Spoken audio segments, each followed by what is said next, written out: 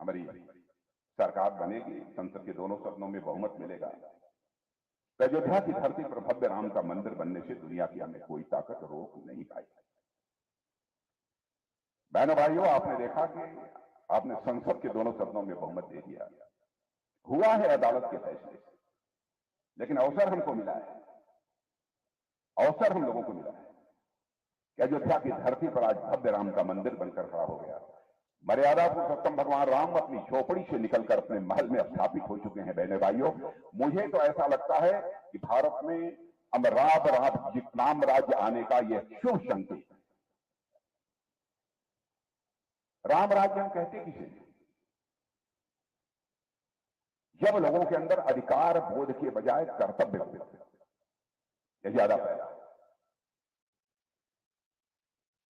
और आपने देखा कि सारा संकट रामायण काल में भी खड़ा हुआ था कैकेयी के कारण ही ना, क्योंकि उनके अंदर अधिकार बोध ज्यादा पैदा हो गया था, कर्तव्य बोध नहीं था। शेष लोगों ने अपने कर्तव्य का ही निर्वाह किया था।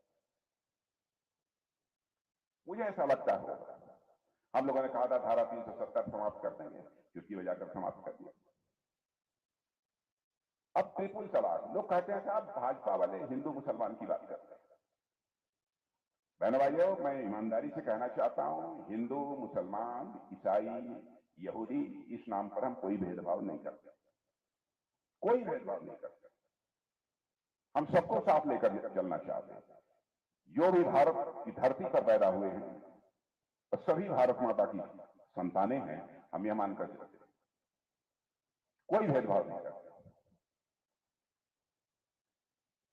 और यह आरोप तब और तेजी से लगाना लोगों ने प्रारंभ किया जब हम लोगों ने कहा कि 3 तलाक की प्रथा को हम समाप्त करेंगे, जो हमारी सरकार बनेगी। हमने जब पहले कहा था, ऐसा नहीं है कि किसी की आंखों में धूल झोंक कर हमने इसे समाप्त कर दिया। हमारी प्रतिज्ञा थी, हमारा वचन था। क्यों? क्योंकि हिंदू हो, ईसाई हो, मुसलमान हो, यहूदी हो, पारसी हो, किसी परिवार की मां बहन बहनों भाई हो, हमारी मां बहन है यह मानकर भारतीय जनता पार्टी के लोग चुनते हैं। नारी का सम्मान यह हमारी प्राचीन परंपरा रहा है। नारी को शक्ति स्वरूपा माना गया है हमारे यहां देश में। अब कोई किसी से शादी करके और 10 दिन के बाद 3 बार तलाक तलाक तलाक बोल दे, उसकी छुट्टी कर दे,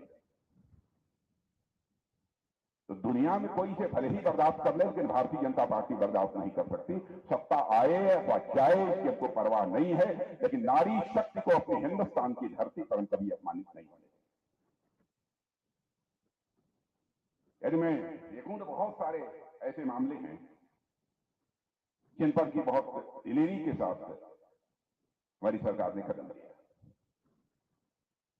अब गरीबी मध्य प्रदेश के लोगों ने अच्छी खासी देखी है, मैं जानता हूं, लेकिन मैं कह सकता हूं बड़ी संख्या में लोग मध्य प्रदेश में भी गरीबी के संकट से बाहर निकले हैं, जिसे अति गरीब कहते हैं, खाने की मुसीबत।